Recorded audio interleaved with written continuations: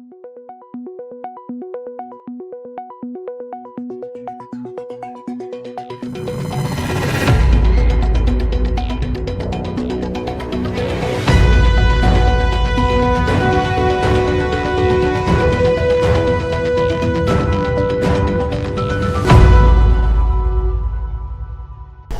to Deep Dive. I'm your host, Kevin Benedict, and I want to thank all of you for joining us today. I'm so excited to have Tim Bender with us today. Thanks, Kevin. Yeah, thanks. Glad to be here. Thanks for joining us, and we're in this really space-age campus here. Tell us about that. This is the NVIDIA Endeavor. It's about a year-and-a-half old building. It's about 500,000 square feet. It's an open floor plan. It's very collaborative. It's high-tech, as you would expect from NVIDIA with all our technology. So it has state-of-the-art, pretty much everything. Environmentally, maybe one of the greenest buildings in the world. Recently won an award upon completion for being one of the most environmentally green buildings built. And we're building another one next door to take advantage of the fantastic fortune we've had in the growth over the last few years. And it's going to be more of the same, continue to evolve. And so we feel really blessed to be in a great place here where we get to do our life's work. Oh yeah, and talking about growth, your position, Vice President of Consumer and Business Development, that's a pretty interesting area of NVIDIA, which has a focus on gaming and all kinds of different things, AI and all that, doesn't it? NVIDIA, is over 25-year-old company. Yeah. And a lot of people don't know the name NVIDIA, and it actually does mean something. NVIDIA is like to look inside, and we're a visual computing company, the world's leading visual computing company, and it's really it's a really cool place to work because we think the best of people in the world that collaborate, and so it's great to be here. And in my case, I'm in the consumer business. Yeah. NVIDIA has a large consumer business, which is primarily gaming, right? And then we also have an enterprise business, which does lots of our AI, self-driving cars, pro visualization, etc. Oh, that's powerful. So give us a little bit about your background. You didn't just land here as a VP. How did you end up here at NVIDIA? I was born on the south side of Irish Chicago. Beyond that, I've been a consumer packaged goods since '84, and I've been really, really fortunate.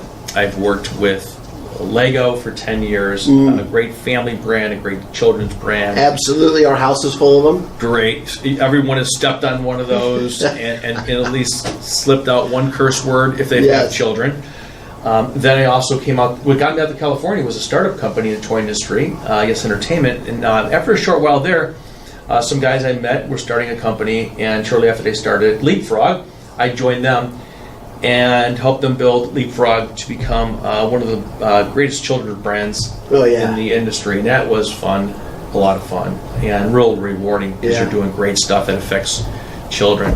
Then moved to bigger toys. Bigger toys. PlayStation. Yeah. And so as my kids got older, they needed more technologically challenging things. And so the PlayStation came into the Bender household. So for you to remain cool with your kids, you had to move on to PlayStation. Because I was cool when all the kids were little in the neighborhood running around playing, and then of course with the Lego, then the Leapfrog, and then PlayStation. That was really cool. And then I had to get even cooler. Yes. And that's PC gaming, which is really the most immersive and engaging gaming. And so the NVIDIA GPUs power the most powerful gaming computers, the most powerful supercomputers in the world as well. And so I'm continuing to move up as I get old. So I don't know what's next for the old guy in me, but so far it's been working out, and I feel blessed. Oh, that's terrific. Now, when I look at your profile, I mean, the range of responsibilities you're covering, you manage consumer products, go-to-market strategies, sales, channel marketing. How do you handle all that as a leader? Well, it's easy if you have great people. And so I like to believe that if you focus on your people, developing your people, you have a clear vision for what you're trying to accomplish, and you prepare your teams to do the work. Your job is then to help them be successful, right? I like to think I work for them. How do I help them do their job better?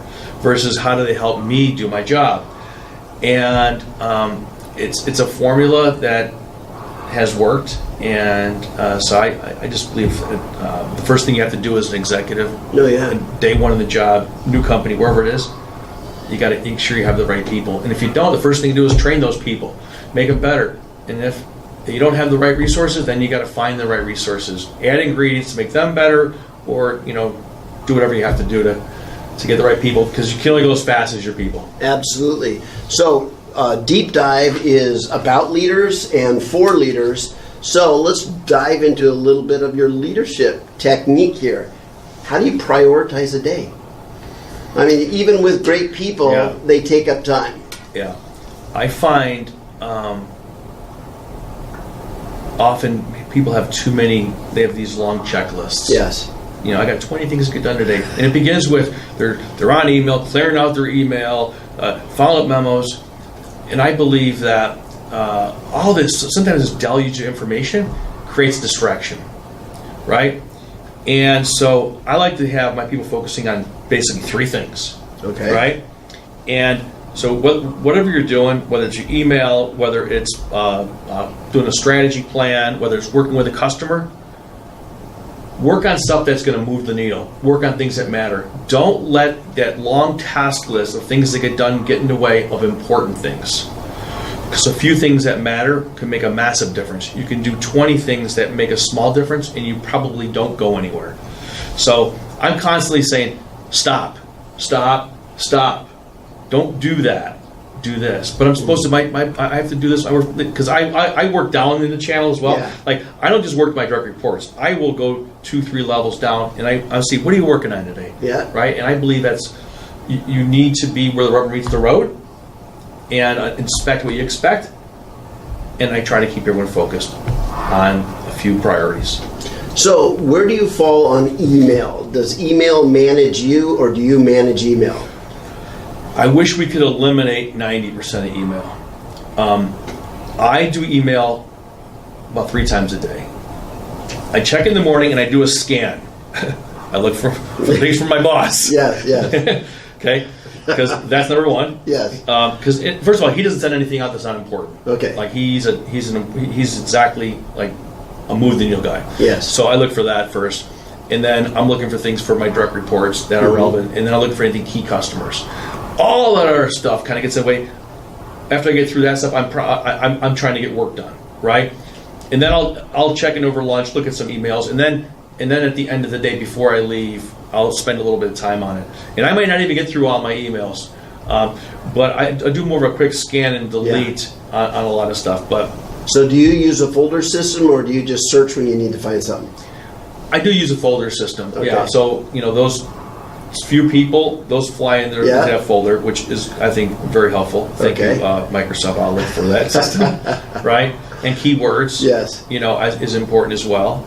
And then beyond that, if you're not going into one of those folders, then there's probably 4,000, 5,000 unread messages right now in my inbox. Yes.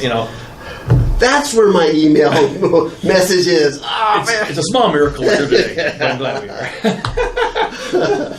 That's terrific. So of all the tasks that you have here, from managing consumer products to go-to-market strategy, sales, channel marketing, which do you like the best? Well, I grew up in the sales business. That was my first job before I moved into marketing into the late 90s.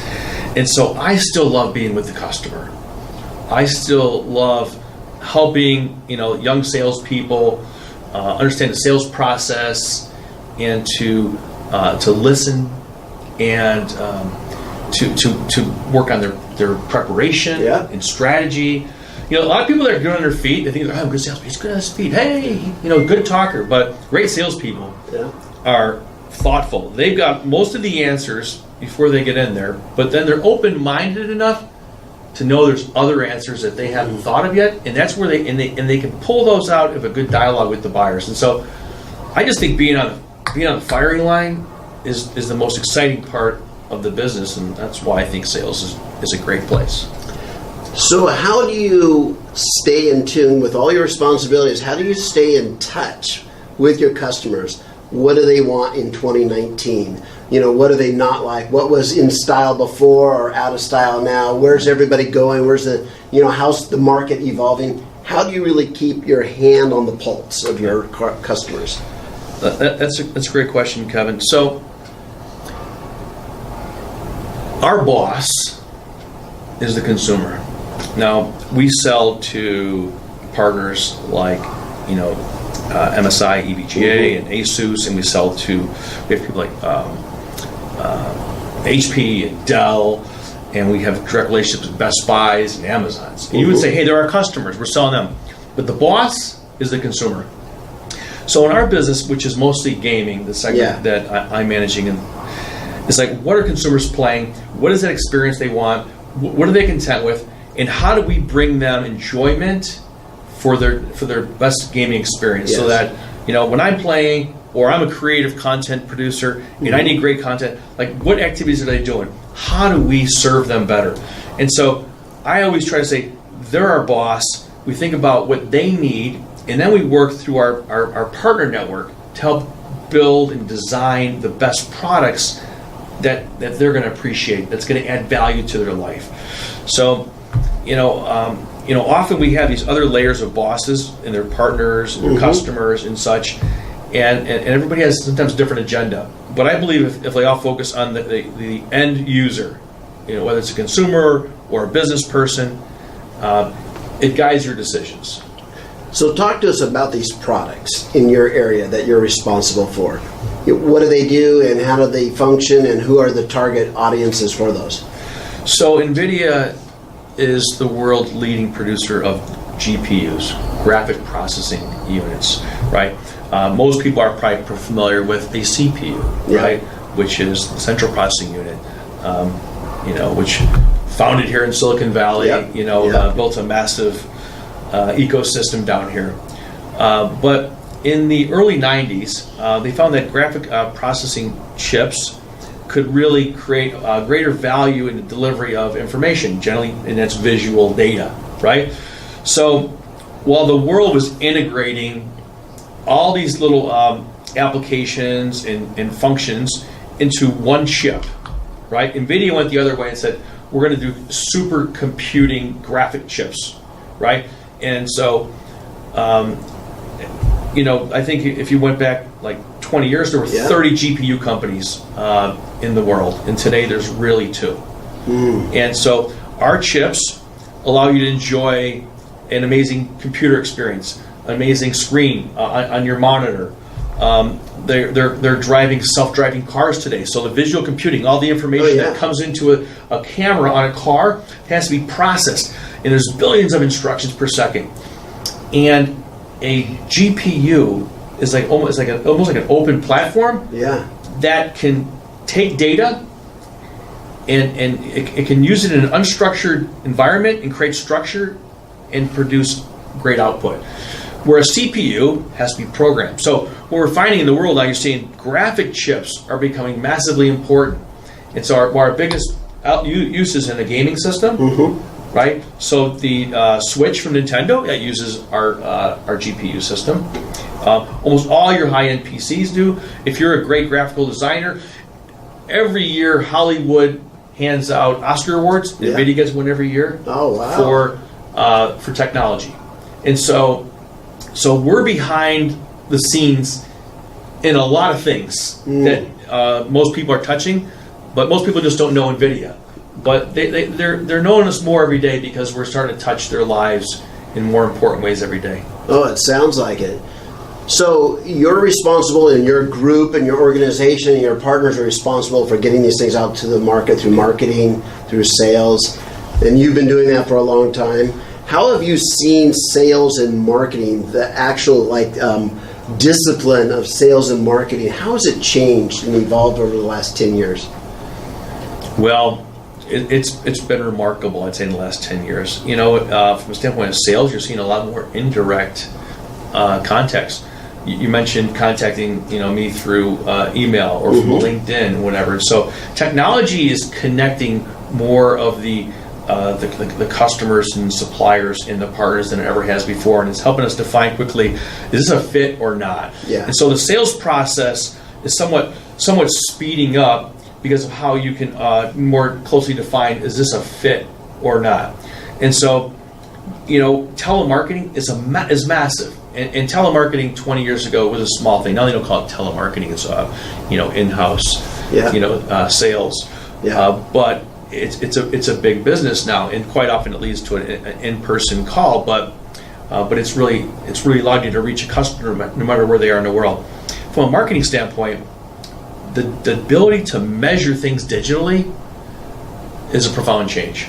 So I think Ogilvy said it, I don't know how many years ago, maybe 50. He said 50% of all money is spent on marketing is wasted, right? He said, I just wish I knew which 50% it was. Yes, absolutely. And that's starting to change. That's starting to change because we can see customers, we can fingerprint them, we can retarget them, and we can understand if there's a fit there based upon behavior. So we have ways of previous customers understanding behavior and then watching them in market in a journey and understand how they behave and how to retarget and find the right product for them.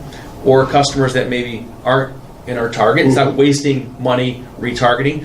And so the ability to measure performance of spend in the channel and even in above the line media as well is becoming much more significant. So I still say 25% of our dollars are wasted. I don't know what they are, but it's certainly improving. And I think the marketing person of today is more quantitative than ever. Everyone's always think, marketing is creative, qualitative. It's always been a quantitative business. Yes. But it's even more quantitative today. Then how do I layer the creativity on top of my quant is really, I think, the big shift today. Excellent. So Tim, in your space, it just seems like you're doing so many cool things with gamers. What role do you find influencers playing in your space and thought leaders, things like that? Yeah. The gaming industry has some of the most massive and significant influencers in marketing today, I think. And gamers give them a lot of credibility, and they follow, they engage with them, and they listen to them. So they're important. And there's a guy out there, I don't know if you heard of him, his name is Ninja. Ninja's been a PC gamer. He's very active. He's probably got a following. Oh my gosh, I don't know what he's got today, but he's far over 10 million. I wouldn't doubt if he's got 20, 30 million followers. And he plays Fortnite. Yeah. And he's probably the best Fortnite player in the world. And he'll have 1 million people watching him play. And so when Ninja's talking about game he likes or level and how to play, it's important. People are listening. Yeah. And so having influencers that believe in you and your products, it's really important to align with them, and you value their opinion. You value their experiences, and we have a very close relationship with many throughout the world. Like PewDiePie was probably one of the first influencers who became like a king on YouTube. Yeah. Right, and he had his roots in gaming as well, and so we're seeing this generation every generation that's come up over the last few decades. Everybody's a gamer, right? And so I think that there's so much joy in it that these influencers they seem to add ingredients that are fun and engaging, and so they have a lot of followers. So in your world, are influencers and thought leaders the same, or are those two different categories? Do you have a group of PhDs over here that are thought leaders and gamers, or do you see it kind of blend in and they're one and the same? That's a good question. There probably is some kind of a intersection, or we could probably make a little Venn diagram that says which they are. But I would say thought leaders, in my mind, resonates more technical. So there are influencers out there who really understand technology, who are quite often challenging us and questioning us on the latest and greatest technology, and they're out there running specs and performance, how it plays each games. and they're trying to be a disinterested party and provide the most objective points of view. And so I think of them as thought leaders because they're really technical and they understand and they see where things are going. Yet at the same time, they can move markets and they're important. So they are an influencer. But for some reason in my mind, when I think influencer, I don't know, I think about the enthusiasm and the natural passion for somebody who's loving what they do. For example, those guys who are playing games, whether they're on Twitch or they're on YouTube, or whether they're broadcasters. Broadcasting is massive now.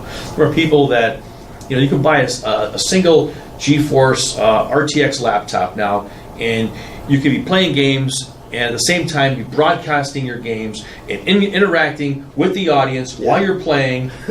And so, I think they're a little bit different, but they certainly do bleed over.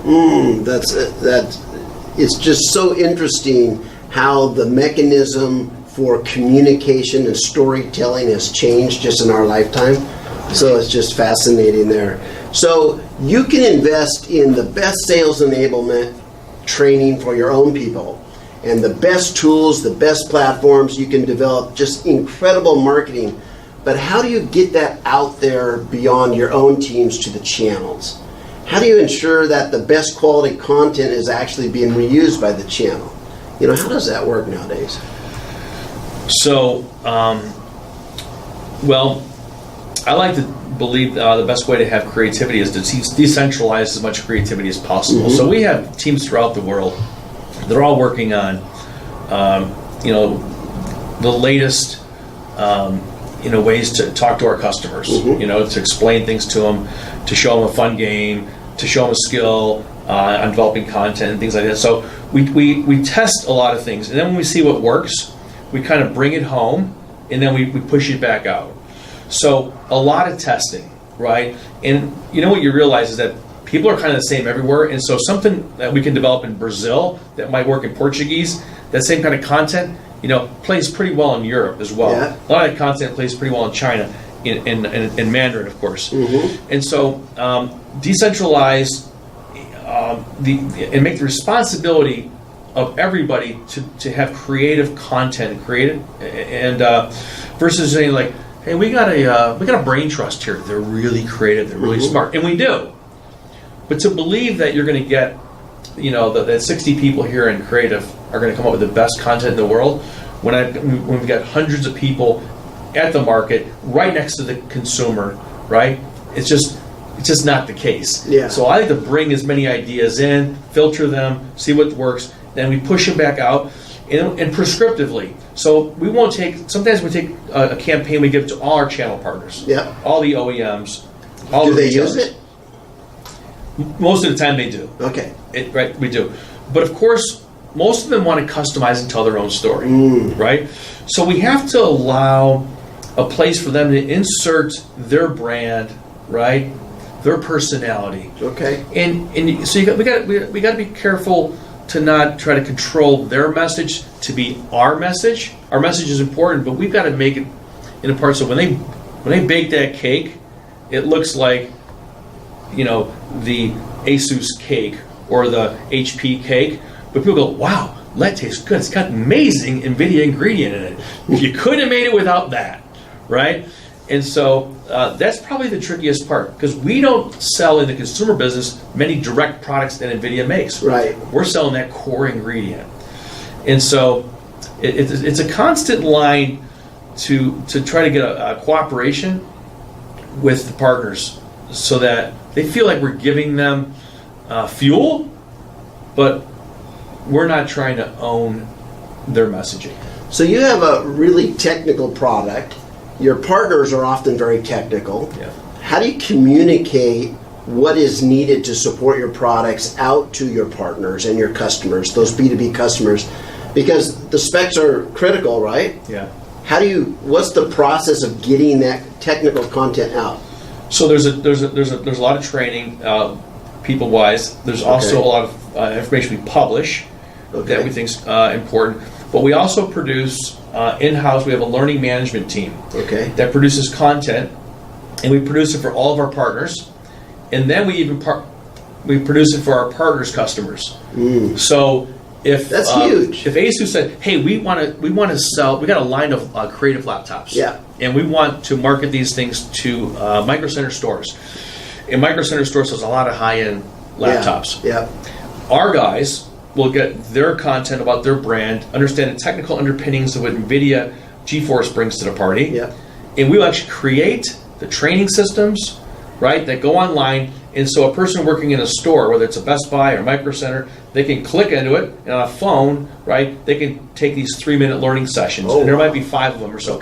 So we think that this way we feel like everyone's kind of getting it right. So they can be experts on their brand and their product, and we can be the experts behind them about the underpinnings of GeForce. Oh, very interesting.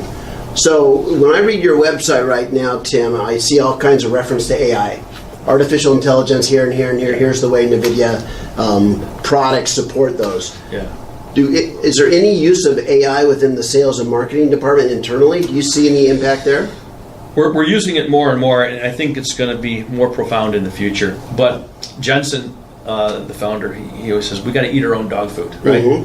And so we're constantly looking for how do we take what we do and use it, and how do we become the petri dish. So we are, we see massive amounts of data as customers are connected and playing games, and they're coming to our network, and they're getting drivers, and we're seeing their gaming behavior, and we're seeing how they're using our products. Well, there's billions and billions of data points every week. No human can put that on a spreadsheet. As amazing as Excel is, you can't. So we're able to go in there and look at performance. Say, customers have played so much time, play certain games with certain GPUs. Like, how often do they? What are their win ratios? Right. If you're playing a first-person shooter game, hey, what are their kill-death ratios? And so we can see, like, I've never heard that in all the interviews I've done. I've never heard a marketing guy say, we look at their kill ratios. But it works, and so we've been looking lately at the performance and realizing that certain frames per second on certain types of games require hardware that's going to aid performance. And so this is stuff that we found through AI and taking billions of data points and melding it down to something that goes, wow, here's a new insight. And so we're running as much data as we can through, and I think that it's product use, right?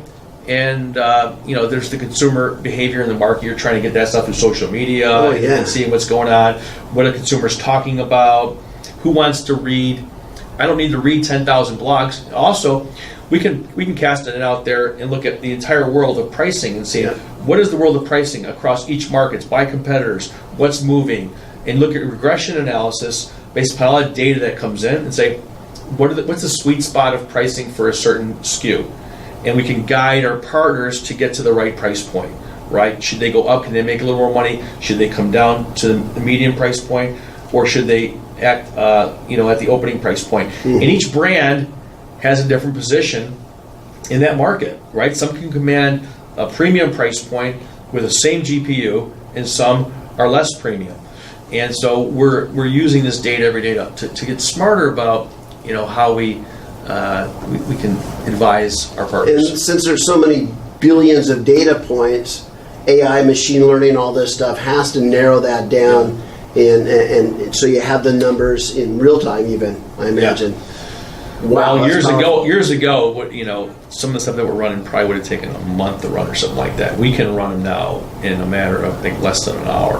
Right. Usually, even a few years ago, it might take us, like a day or so to get the data, but now it's near instantaneous. So when you have that real-time data from use and everything else, that allows you guys, that impacts R&D and new product development, I imagine, and sales, marketing, every bit of it. Technical support, drivers that we build so that you get an optimal experience. What GPU is someone using? What CPU are you using? How much memory do they have? What game are they playing? Right? Look at loss of instances and look at the drivers. What's the performance on these drivers? Can we make them better? Do we see a problem with stuttering on some frame rates? Do we see the frame rates at the optimal speeds to win? We just said, boy, a lot of these games, these battle royale games, play best if you're 120 frames per second, right? Mm-hmm. So what am I doing to optimize my driver, the configuration, so that I got high FPS. Mm-hmm. So we got big frames per second, you got better enjoyment, better quality, got more kills, more wins, and the gamers are happy. And so, it's been remarkable. But I think we are just at the beginning of that journey. It's only going to get better as we move forward. Tim, I want to thank you so much for sharing the inside of this beautiful NVIDIA building and your insights on how the gaming industry works, how the business of gaming works. Yep. So it's a fascinating subject. Thank you so much. You're welcome. It was fun. Yep. All right. Thank you. And I want to thank all you guys out there who weren't gaming and were watching this. Thank you for watching.